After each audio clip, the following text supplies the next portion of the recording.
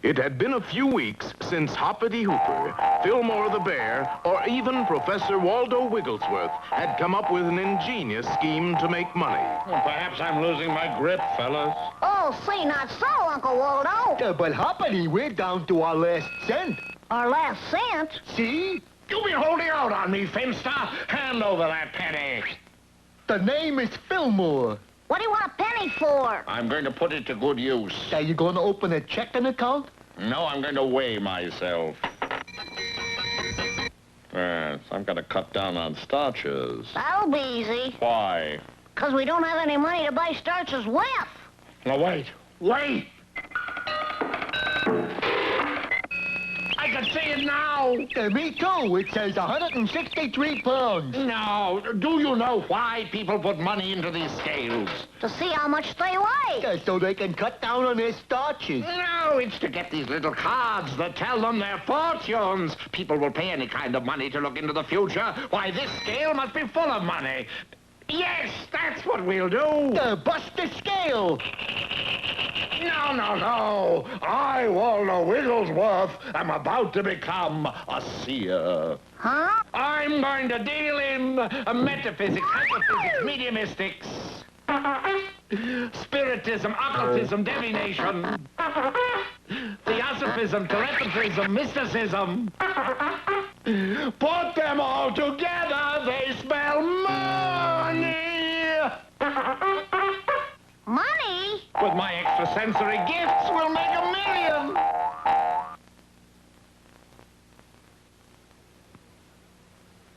So Waldo set up in business as a fortune teller.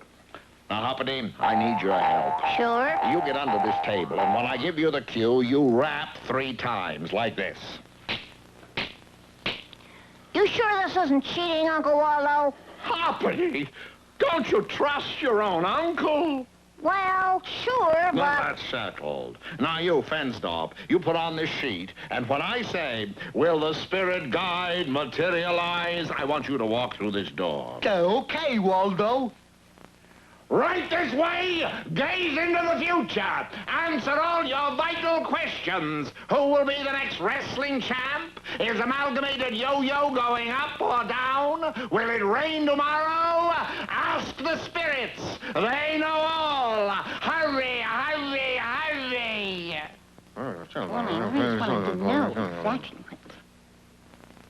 All right, now, fingers on the table. Spirits of the future, if you hear us, rap 3 times. Gee, I can't give a rap. All I can do is... That's a rap. Sounded to me like a croak. But perhaps the spirit has a cold.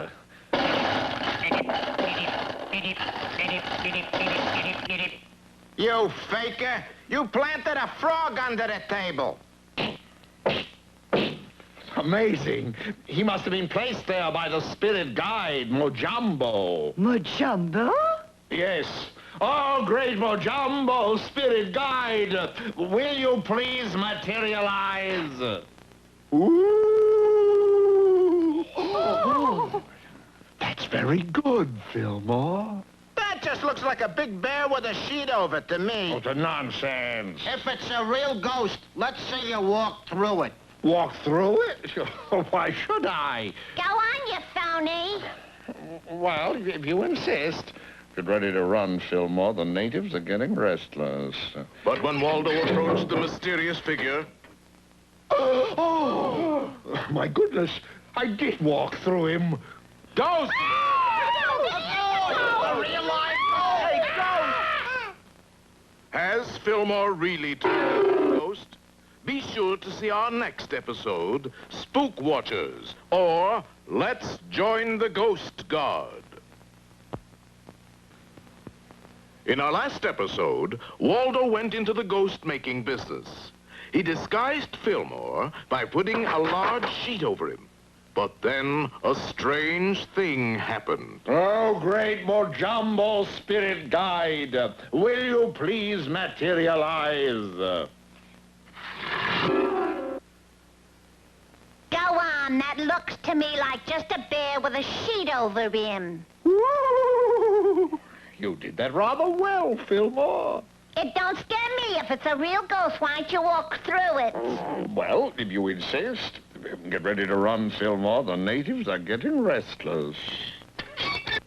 Oh, my goodness. I did walk through him. It's a ghost! Well, Fillmore, old friend. Hoppity, I can't believe it. There he was a couple of minutes ago. Firm, substantial, and now he's nothing more than mere ectoplasm. Look! Sorry, old man. That's Fillmore. Then you're alive. Then who is this? Ah! It's a ghost! I know that, but who is he a ghost of? Or a ghost of who? That's whom? Well, I could be.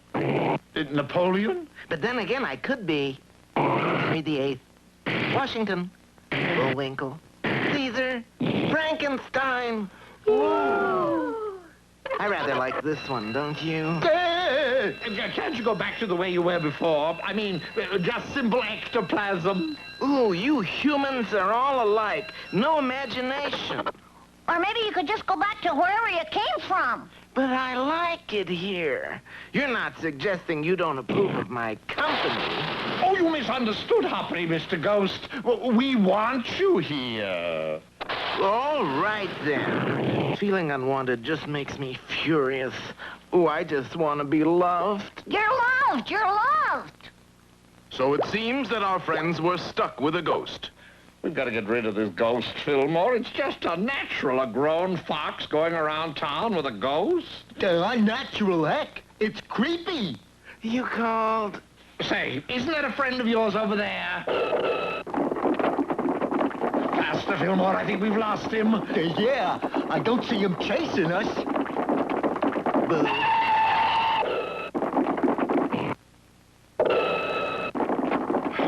At last, I think we've given him the slip. Oh,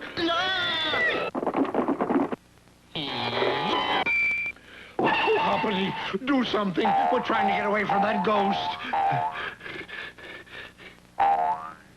Boo. Gee, that was fun. Now I'll tell you what. I'll be it, and you chase me. Can't catch me. Gone? Yeah, but I think he's coming back when he finds out we ain't gonna chase him. Fillmore, we've got to think of something to get rid of him. I've got it! Well, we don't know how to get rid of this ghost, right? And where do people go when they don't know how to get rid of ghosts? The Wizard of Oz. No, the library. Ah, here it is, in a translation from the Transylvanian. It says, take a cane, twirl it 3 times over your head, and point it at the ghost. Then say in a loud, clear voice, go away, ghost, we don't want you here. Don't bother to pack, just disappear. That makes sense. Don't know why I didn't think of it. So Waldo tried out the spell on their unwelcome visitor. Go away, ghost. We don't want you here. Don't bother to pack. Just disappear.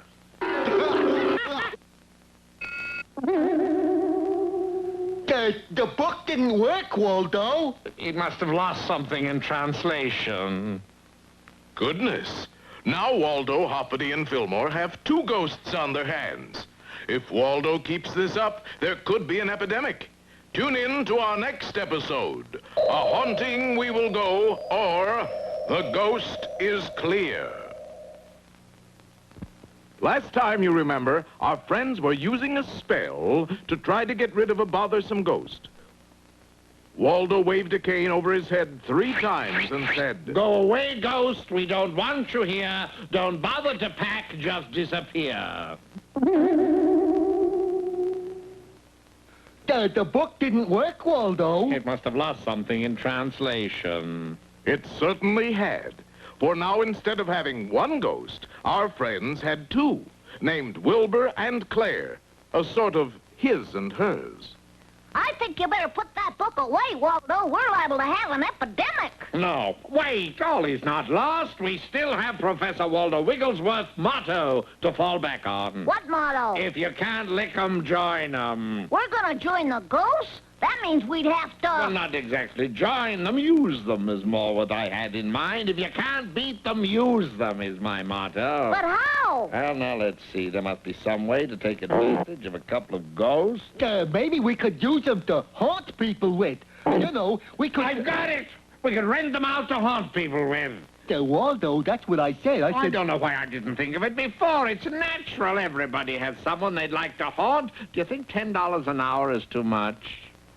So Waldo went into the haunting business and took a small ad in the Wisconsin Gazette. Ghosts for hire, male and female, 347 years experience in haunting, spooking, and devilment. Contact Professor Waldo Wigglesworth, Box 21, Foggy Bog, Wisconsin.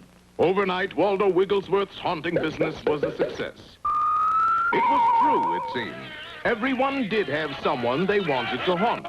Some people haunted their bosses.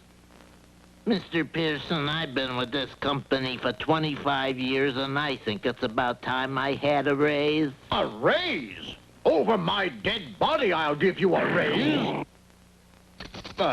Would $100 a week be suitable, my boy? Thank you, Mr. Pearson. You certainly did the right thing there, Mr. Pearson. Miss Benson, I want you to give everyone in the plant a $10 raise. And please bring in some bicarbonate soda. I'm going to have to cut out these 2-hour lunches. Others haunted their mothers-in-law. I say don't sit in that chair. You know that's Mother's favorite chair.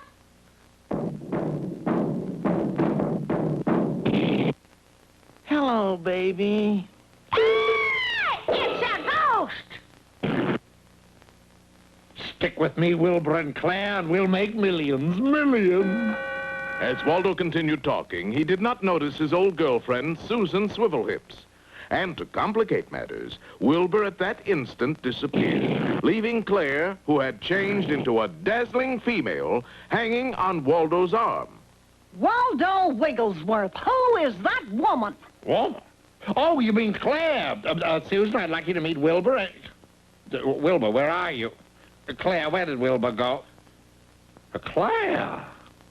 I'm waiting, Waldo. Well, you see, Susan, Wilbur and Claire are ghosts. Wilbur just disappeared, and Claire changed herself into the ravishing creature you see here. You must be out of your gourd to expect me to believe a story like that. Did you get the license number of that truck that hit me? Pardon me, young lady, but is that old man bothering you? You can say that again. You should know better than to try to accost a young lady, a man of your years. Come along, miss.